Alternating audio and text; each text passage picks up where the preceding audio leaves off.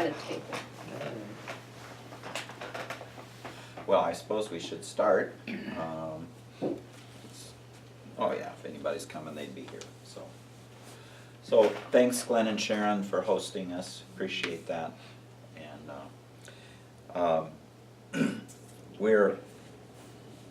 I feel like I'm preaching to the choir today because I know all of you are deeply committed to the work of the church and the things we do.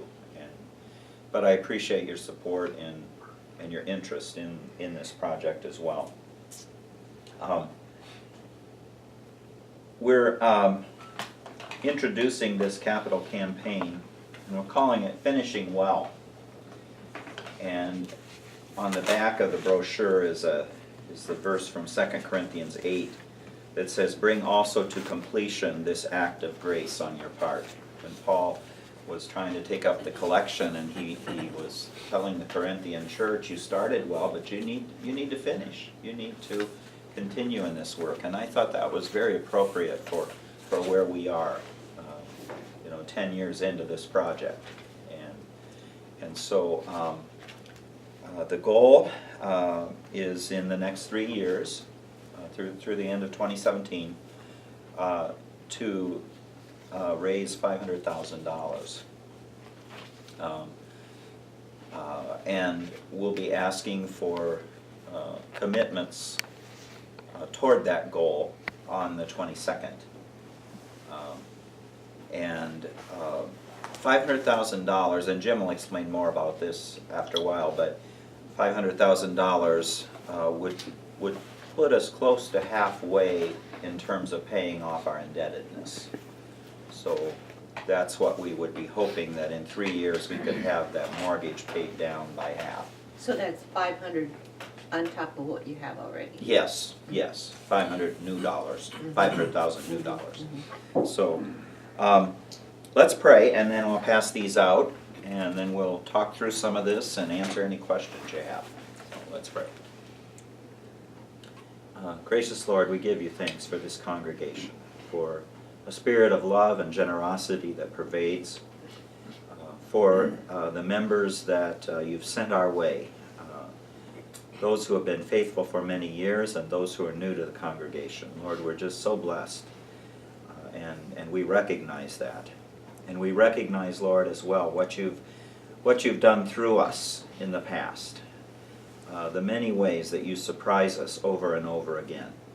And as we look at this project, we have sensed your leadership in every step of the way, and we continue to trust in your presence with us, that you'd give us wisdom, that you would give us, each of us individually, an understanding of the role we can play, and help us, Lord, as we consider this need, to take it seriously and to see what you can do through this congregation. Help us, Lord, not to focus just on a building itself, but on what that building may enable us to do, the tool that it will be. We thank you for all those who are here tonight, and bless this time together. In Jesus' name I pray. Amen. So here is the brochure.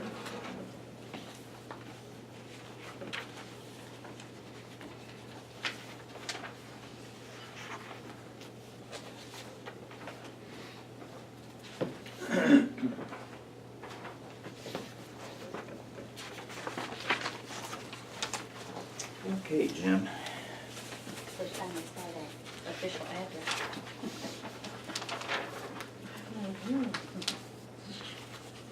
Well, we think that's what it'll be. That's what we were told a couple years ago, so. Unfortunately, it won't be Marion Road. All right. Is this the same road that is going to become the south end of Circle Drive or whatever it is? Well, that's what they Still say, in- that 50th Avenue will be that Okay, at some point. yeah. Yeah. little bit on the history, and most of you people can probably tell me about the history better than I can tell you, but just so we kind of remember, physically at least, a little bit where we came from. The current church building that we're in was erected in 1979. We moved into it in 1980. Of course, the church before that was in the parking lot to the south, and that was either burned or taken down. I think it was burned, and that's where we park our cars now. Many of you worshipped in that church as well as I did. In 2005, we purchased the land that we have now at the intersection of Highway 52 and Marion Road, and we took almost 3 years to pay for that, just short of that. We didn't take out a bank loan. We had 2 members that loaned the money to the congregation, plus with what we had as gifts on hand, and paid for that $175,000 in less than 3 years. Then, you know, we kind of stumbled around for a while, and till we got our first pledge campaign going, which lasted for 2012, 13, and 14, which we just ended with. We started with about $45,000 in the building fund in 2011, 2012, and we ended up this year with $297,000, just short of $300,000, and $300,000 was our goal. So for all practical purposes, we reached our goal. Looking back at the last materials from the last capital campaign, we thought a new building was going to cost $1 to $1.25 million. And as Rick pointed out the other night, that was a smaller facility, square foot wise, was about 12,000 square feet, is what our imaginations had in mind at that point in time. And of course, the costs were just an estimate, because until really 2014, we never worked with an architect, an engineer, designer, builder, anyone, short of what information Glenn gave us, being in the business, to figure out what church buildings would run. Now we've got a very good idea that this larger facility, approximately 17,000 square feet, will be about $2 million. In fact, I think it's the goal of the building committee to make sure it doesn't exceed $2 million, because you've got to have an outer limit on a project like this as well. How do we pay for that? We have $300,000 in cash. We're,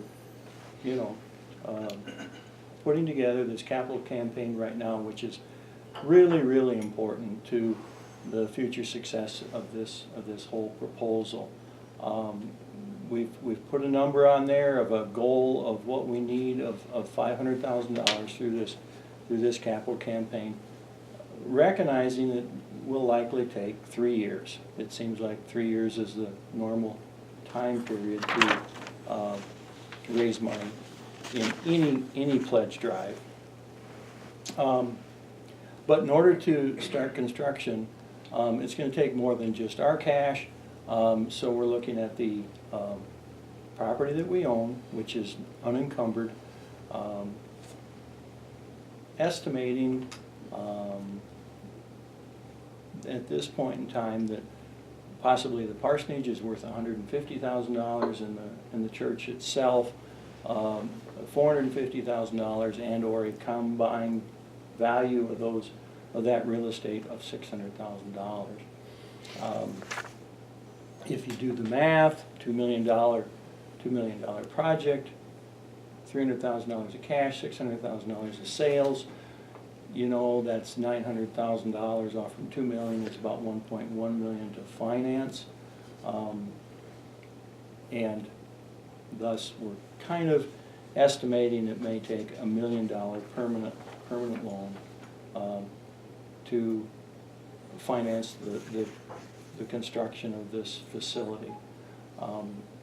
Because by the time we get the church built, we'll already be at the end of the first year of this capital campaign. So hopefully we would have another $100,000 of cash at least available to go against the cost.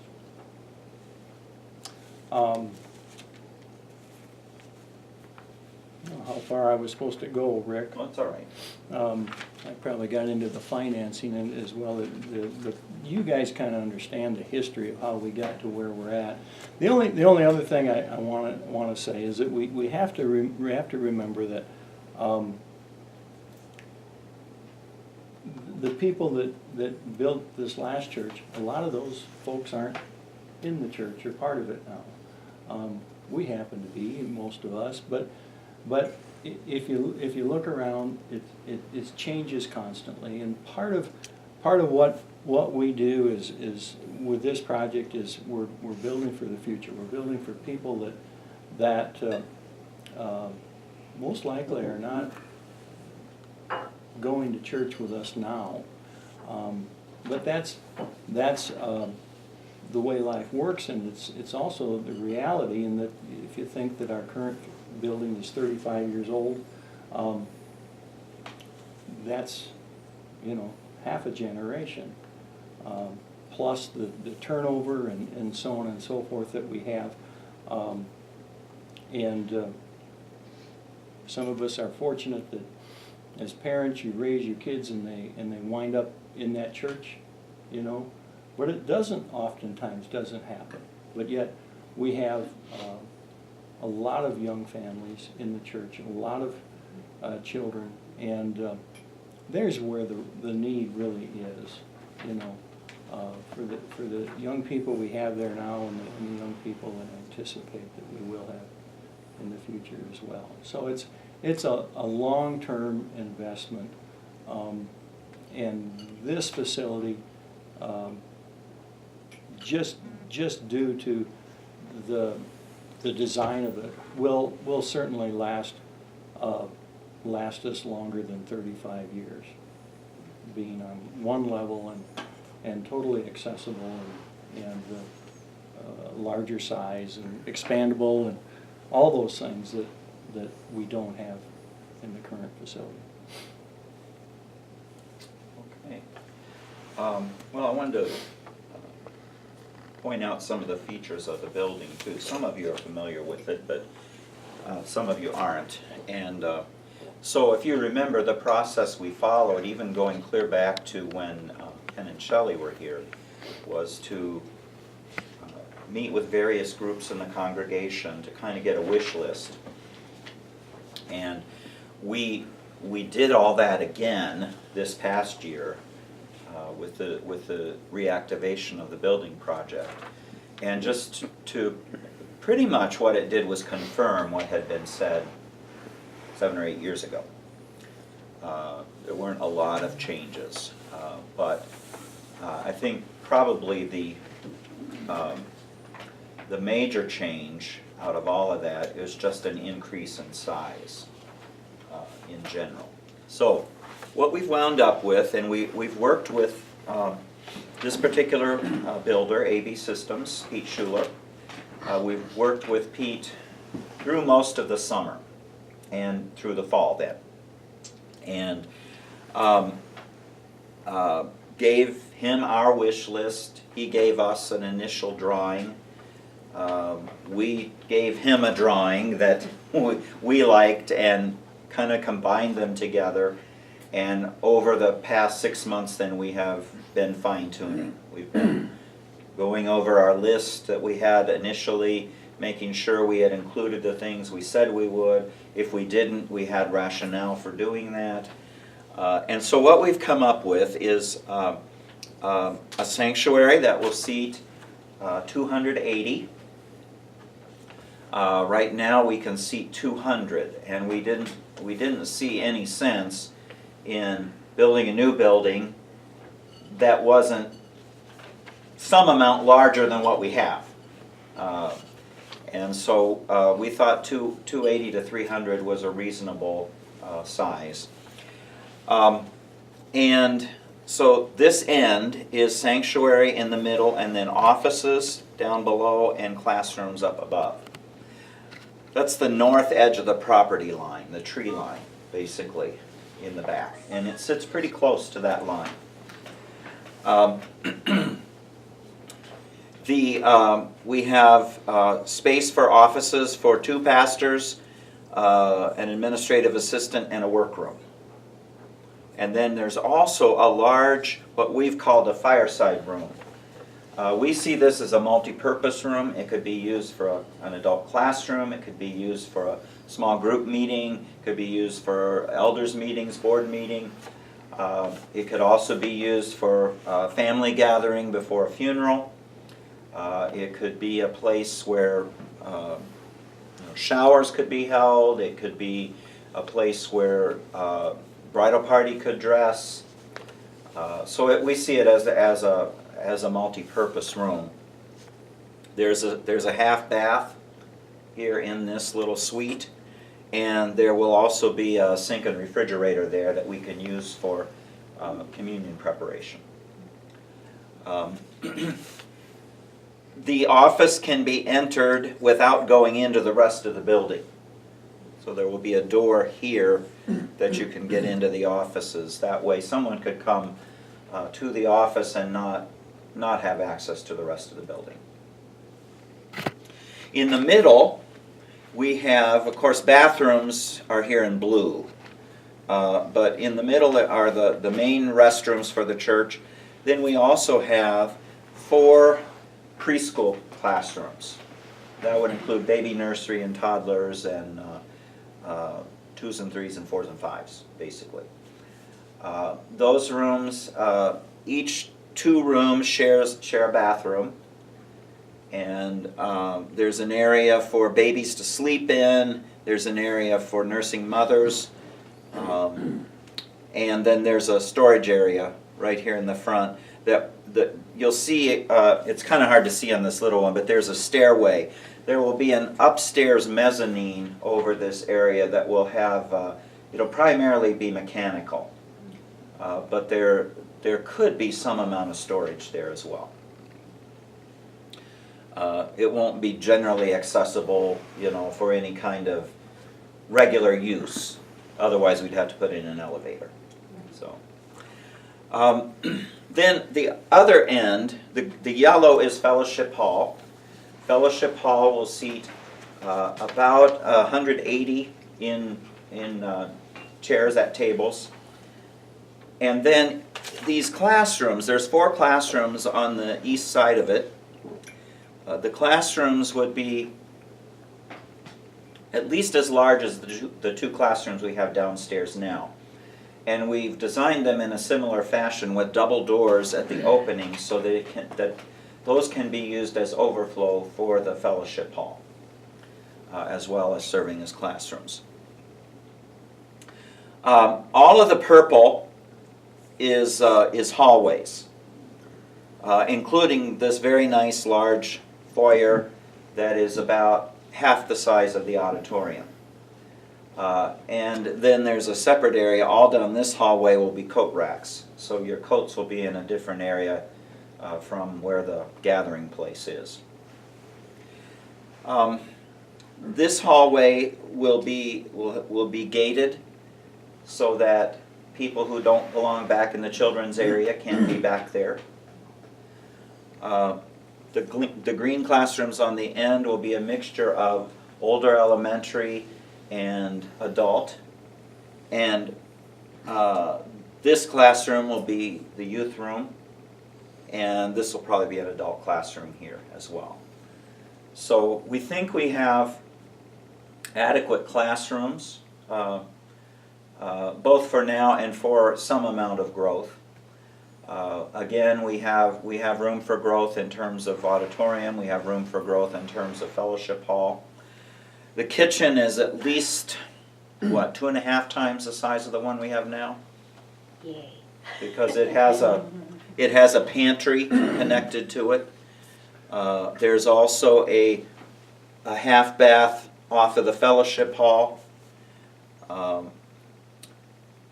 Let's see, you can see the elevations of the outside of the building, the peak of the sanctuary, and that will also go over the top of the foyer.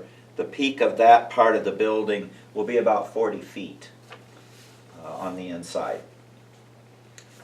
The fellowship hall, the peak will go the other way, and the peak there will be about 25 feet. So we'll have a fairly high ceiling in the fellowship hall as well. The outside of the building, the way we're planning now anyway, what we've been talking about is that the roof will be steel with the standing seam like you see, the panels.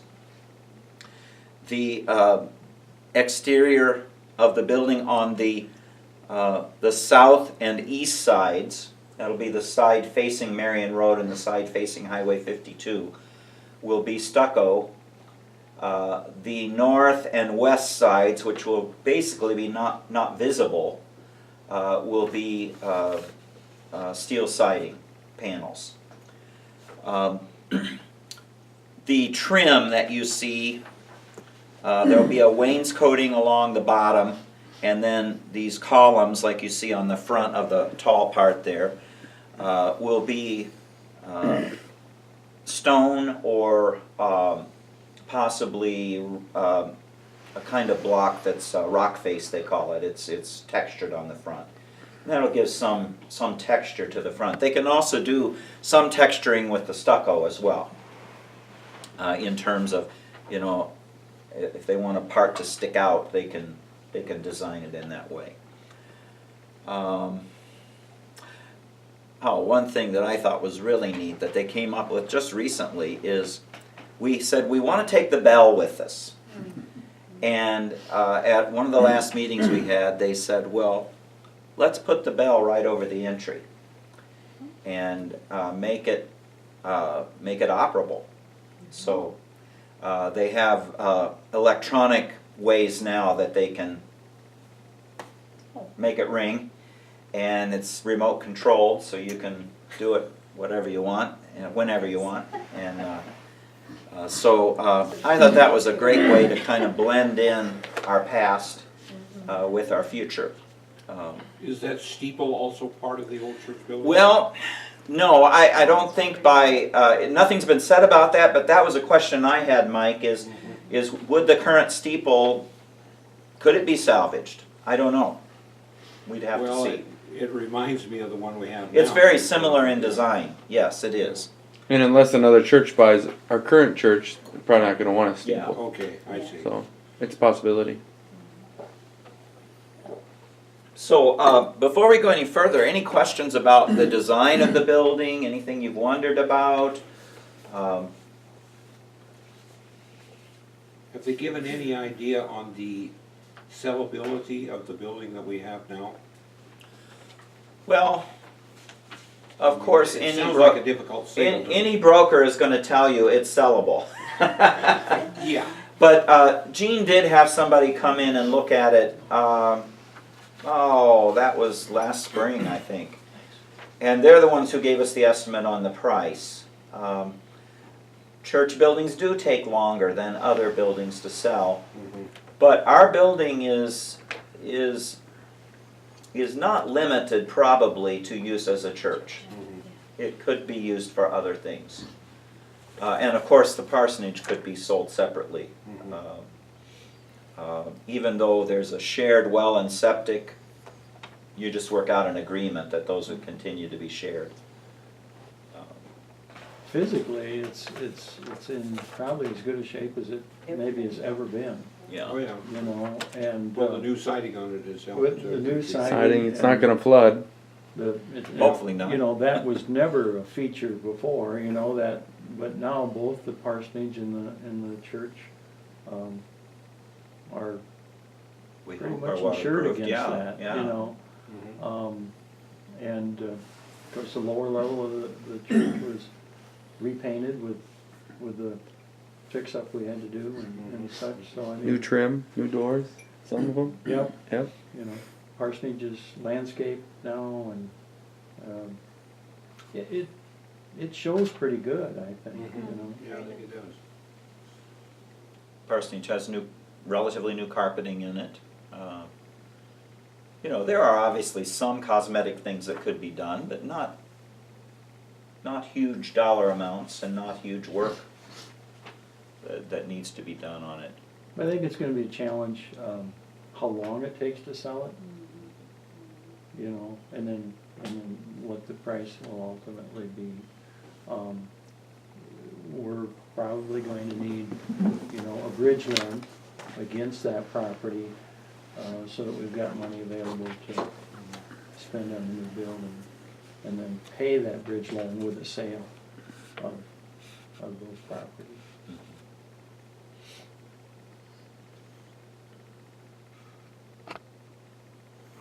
Any other questions?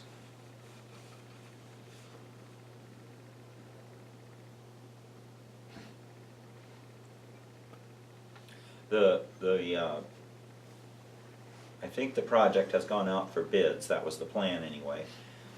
And the building committee meets 2 weeks from tonight.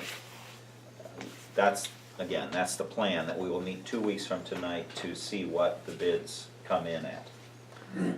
We anticipate that we'll have some work to do paring the project down. We've already done that once, and we got an initial estimate on what the cost would be. For example, we had a canopy here, drive-through canopy. Well, that's a $50,000 bill. And so we decided that's one way we could save $50,000. It's something that could be added later. It's not attached to the building, so it wouldn't be a problem to add. In the meantime, we'll just use umbrellas. Which is You will be able to drive fairly close there, but just not right up to the door. The bids, is the physical plant, that doesn't include the PA systems and acoustical stuff? I think there is a limited amount in the budget for that, but not a huge amount on that, or furnishings, or landscaping on the outside, just minimal landscaping. Now, it does include all the excavation and site work. It includes Keep that cup. the paving of the parking lot. It includes the turn lane that we have to put in, sprinkling the building, well and septic. You know, it includes all of those, that infrastructure sort of stuff.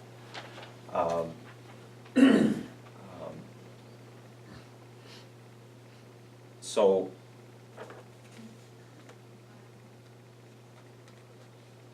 But they said like for a sound system, they would run the cavities from the sound booth to the front of the stage, so we could pull the wire, just no wire in it. You know, so it's set up ready, but there's not the actual wires there for it. Yeah, or cords or cables, whatever you want to call it.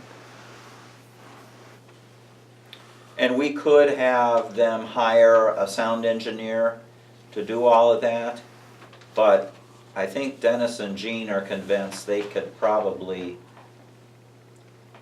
do it just as well I think. and keep it in a with some budget. research and experience, yeah, should be able to.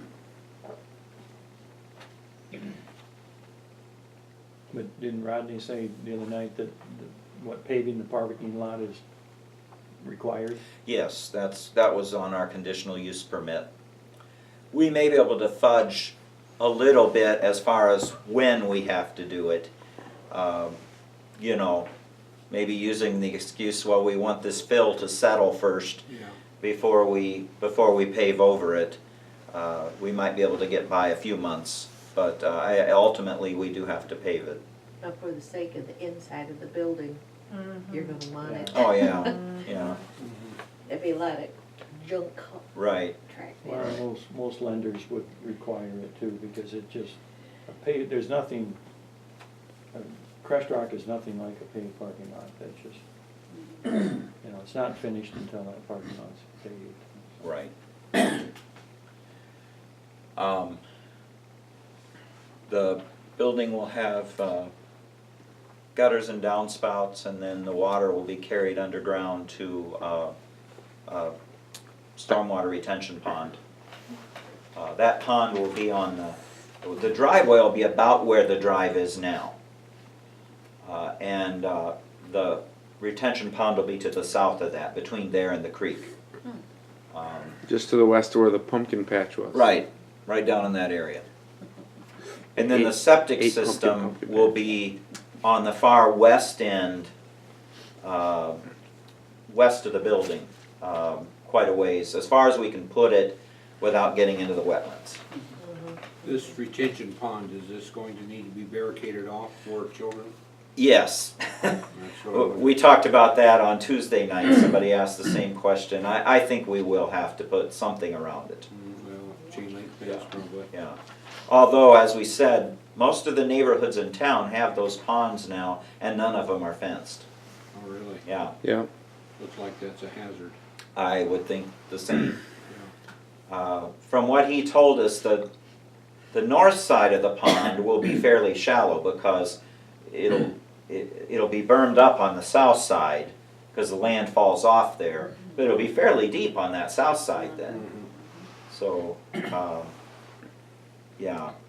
Oh, something I neglected to mention too, in our long-range planning, we did leave space to expand to the west and to the east.